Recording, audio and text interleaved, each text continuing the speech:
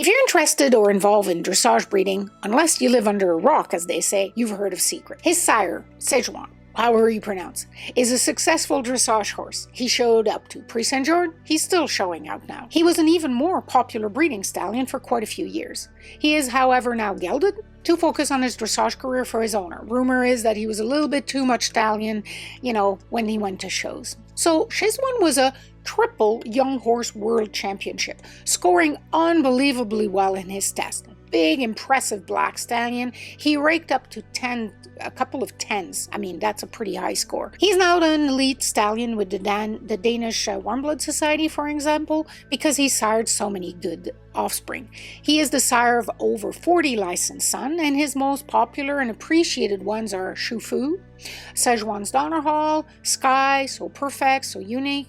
He's also the sire of the amazing mare Queen's Park Wendy, which you might have seen performing lately. She's also called Wendy de Fontaine now, and she's ridden by Elizabeth Worth. Szechuan also has two full siblings, a mare and a stallion, that are also performing at the same level, so clearly the proven combination of Zach on Don Schufro showed its nick in this family of horses also. I think we can agree that Secret comes from his talent and looks pretty honestly, both from his sire's side and his dam line. His dam line has also produced a number of performance horses. His specific dam, Celine, was sired by St. Moritz, who had a very short breeding career because he died unfortunately pretty young, but he still sired some very important in sport and in breeding. His third dam was sired by Rothspawn, whose reputation is very well known, a favorite of mine. He didn't exactly spring out of nowhere. Now, his pedigree credentials are not the point of much debate. What has plagued his reputation, however,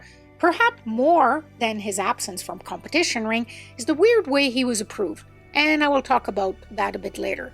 But the chatter that and still is, it's about his front legs and his front feet, and we'll get into that. Like almost all European stallion promotion material, not just for Secret, but for all of them, we're only shown conformation picture from the side and a headshot.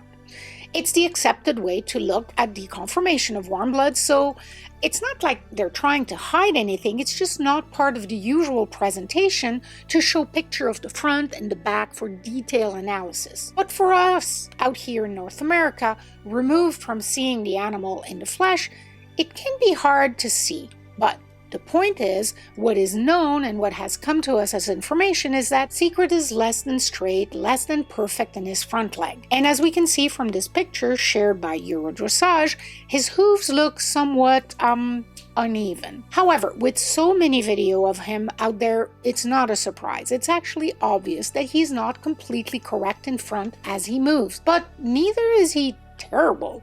I mean, his sire, Szechuan, isn't exactly straight either, and there's other horses out there, Sir Donnerhall comes to mind, that's certainly wing and paddle. The hoof issue is odd for sure, however. Yet, Secret was licensed and approved in part due to his other fantastic qualities. I mean, no stallion is perfect.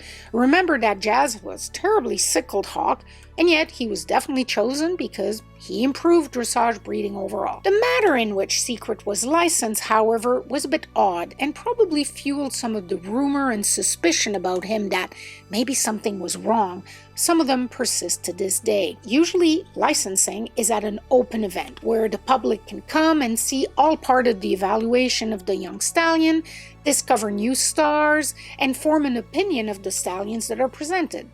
But in the case of Secret, funnily, as his name implied, he was inspected at his barn, at home so to speak, in a private event. Now, it's not unheard of, but for a stallion that would go on to cover almost 600 mare in his first season, it was a bit unusual. Breeders in Europe seem to have bred to him based mostly on a video of him that circulated on the internet. A promotional video, to be clear, showing him in his best light. It's definitely not the usual way for a young horse to be introduced to the public, let's say. He did come out in competition, very sparingly, mostly in young horse classes, and of course at the World Young Horse Championship, where he impressed not only by his gaits, but perhaps more tellingly with his overall calm and generous attitude, even in that in the electric arena that we see at the show, right? And he certainly confirmed what had been seen on the initial video that had brought him so much attention. So people were not disappointed, so he gained even more popularity. So now that he has over 300 foals on the ground, let's take a look at what the breeding values tell us. If we look at Secret's number with the Hanoverian, we see that indeed he is not scoring great in the front leg department. It's hard to tell exactly what is it that it's not good. His scores are low, but are his offspring paddling? Do they have offset cannon? Do they wing from the knee down, from the pastern? Are the pasterns the problem? You can't tell, sadly, from the Hanoverian data. His scores are just low. Put in perspective, Franciscus, for example, aren't that great either, and it's not a point of gossip. The Oldenburg breeding index tells us a little bit more about the issue and is more useful that way. The scores I had access to, based on the inspection of 100 foals, so a few years ago, indicates that he often, very often, produces toe-out conformation with long and weaker pastern. Interestingly, if you look at Secret himself, as well as his sire, we can see that they both have those long sloping pastern, so probably not a surprise that he passes that on. But the rest of his breeding values show that he has a very average contribution overall. Now let's keep in mind that Stallion are not approved only because they're perfect specimen. There's often a weak point here and there, but if overall the animal is thought that through his pedigree, his performance under saddle, and his overall other physical quality to be able to contribute to the production of good riding animals, then he is given an approval. It's no different in the case of Secret. So if you have a mare with a poor front end conformation and weak pastern, perhaps don't pair her with Secret, or with Franciscus for that matter. But if you're considering him, now you know that you're not alone. He has remained a very popular sire in his first few years at stud. So good, in fact, that in 2020, he was the sire the most represented at the Hanoverian licensing for young stallion. 2 years later, in 2022, he was still the most used sire in Germany. Charlotte Dujardin even bought a young stallion by him and was quite excited about it. Perhaps understandably, because of his success and his popularity, he hasn't really needed to come out in competition, and he hasn't since 2020. And in fact, because of staff shortage at his stud where he was, he did not breed a single mare in 2023 with fresh semen. At the 2024 World Young Horse Championship, his offspring dominated, particularly in the 6-year-old division. It was announced later that year that he would stand at Celle in Germany in 2025. His fertility is without reproach, and he's made him a very popular sire here in North America. And he currently has one son that went through the approval process in the United States called Segreto. Secret currently has 66 licensed sons. Now that he's back to breeding, it'll be interesting to see how popular he remains. As to what he passes on, it is generally agreed that he puts on a very good canter, the very thing that attracted so much attention when his first video started circulating. He also puts a bigger frame. He certainly passes on his size.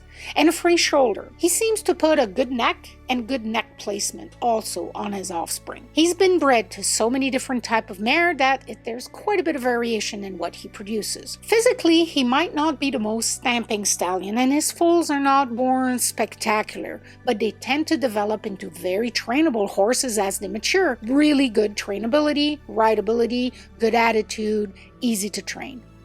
So his overall attraction seems to be that excellent temperament that he puts on offspring, but that's not something that can be read in the detailed conformation of his breeding index. But one index is perhaps more telling, his breeding index for dressage. So what does the statistics say? Well, his breeding value for dressage is 160, quite high. Other well-known and popular sire are in that range, as you can see here. He is in pretty good company, and overall proving to be a good producer of dressage horse, no matter the detail on his front legs being an issue or not. A personally bred one out of a very average mare with good knee action and shoulder.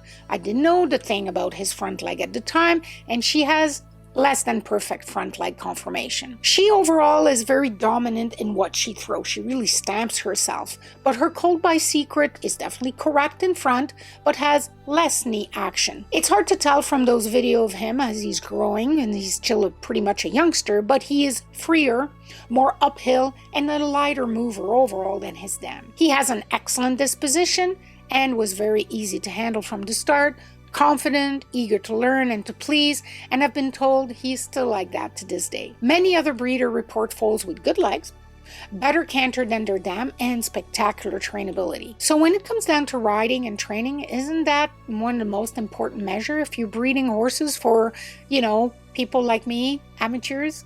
I think so. I hope this was useful and informative, and let me know with a like or a comment if that was the case. This video is part of a series that I do on Warmblood Stallion, and I try to make one of those videos about once a month. So you can check the playlist up here, and the link will be down in this description. Now, if you like this practical, scientific, data-driven side of raising horses, then you might want to consider subscribing, because that's pretty much all I talk about.